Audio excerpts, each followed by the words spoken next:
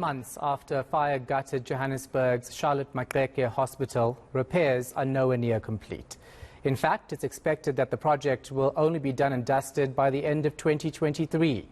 It's now been handed over to the National Health Department. Let's get an update from Vuyo Mhaga, spokesperson for Gauteng Premier David Makhura.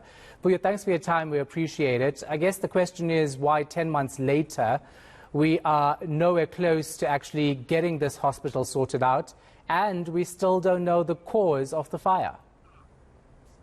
Well, thank you very much, Shen, together with your viewers, or eNCA.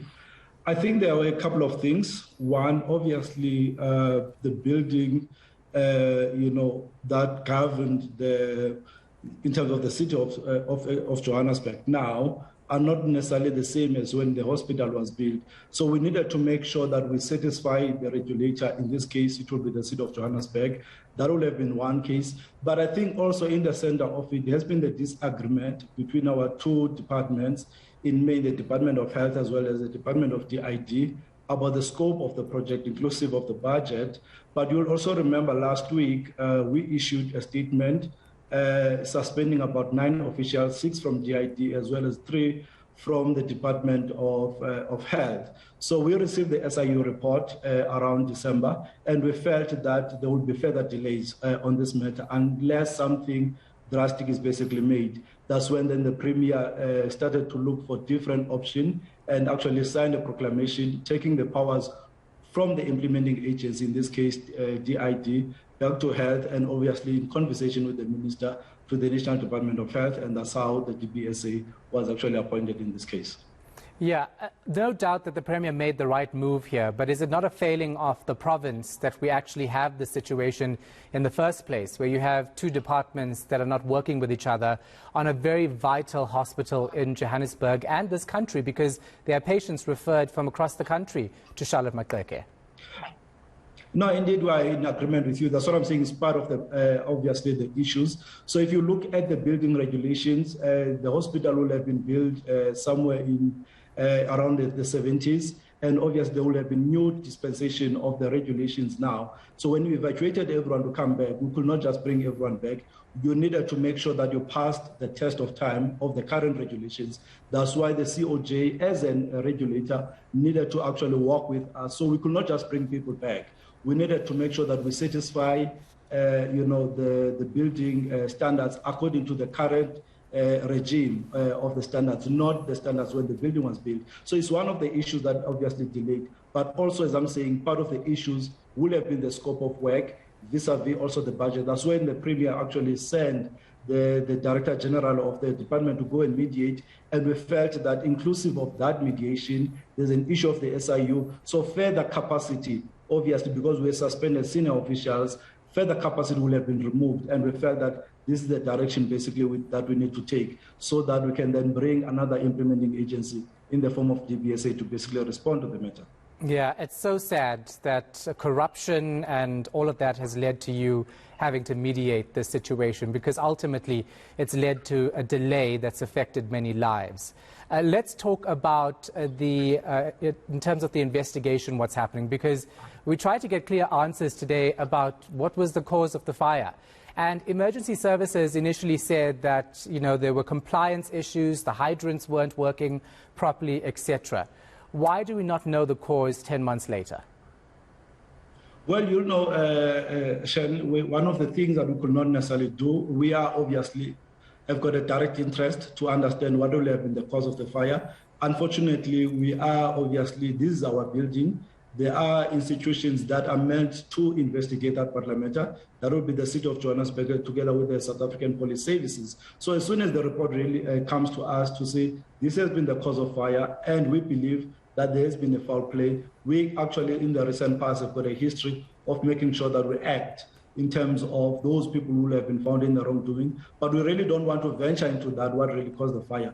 We are eagerly waiting for those institutions that are mandated to do that investigation. In this case, would be the city of Johannesburg together with the police. Okay, let's talk about the repair work. You've set a deadline of 2023, hopefully, end of 2023, to actually get things done and dusted. Can you say that it's going to happen by then? Are we going to need more time? And can you tell us the budget? Well, the initial aspect, so both questions, the initial view of the colleagues in the National Department of Health, who obviously, the project manager, he is obviously anticipating around that. They're still to finalize that handover to say how much work has been done and what more actually basically needs to be done. So his preliminary view is that by October of 2023, we'll be able to actually finish the project. Obviously, the budget will also be informed to see what work has been done, what is outstanding. So I think comfortably, I think in the mid of March, we'll be able to come back to you together with the project manager to say he has done his work, he has calculated his numbers, he can say at least relatively closer to the time, this is the actual time, and this is what we anticipate the budget to be. So at this given time, up until that work is basically done, we can't necessarily be able to tell you what is the current projection. That is the work that he says is underway currently speaking to you. That's problematic, especially for people who work at the hospital. We spoke to one of the heads there who says that, you know, as much as hearing from the department today about the way forward, they really need deadlines because they need to do their jobs, which is not possible right now.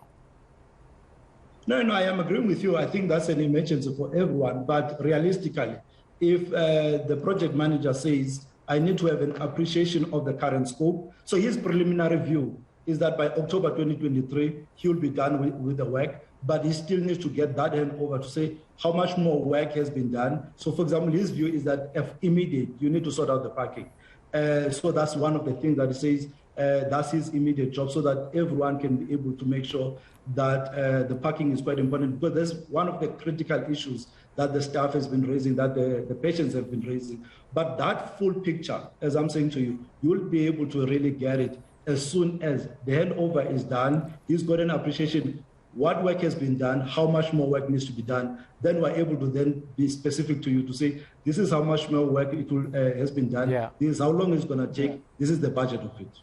Lastly, very quickly, is the Premier satisfied with how the situation was handled and the pace at which repair work has been done or not done? And I'm asking you that question because you yourself admit that there has been disagreements that led to delays by departments. No, he's definitely not satisfied because Shahan Ramkissoon is a very important hospital. It has placed a massive pressure in the healthcare system. That's why he had actually instructed the Director General to look at the means to make sure really we get this hospital to be up and running. You'll remember initially our view was that this hospital, a lot of work should have been done. As I'm saying, there has been those parallel challenges that we're talking about. So he's been looking for different measures to make sure that we're able to respond on this matter urgently. And as I'm saying, to take the proclamation and to take some of the work from the DID to actually the DBSA is actually a measure and actually to show that he has not been satisfied with the work. So a short, simple answer, he has not been satisfied. That's why he has taken the action that he has taken. All right, thank you so much for your time. Vuyo Mhaga, spokesperson for Gauteng Premier David Makhura.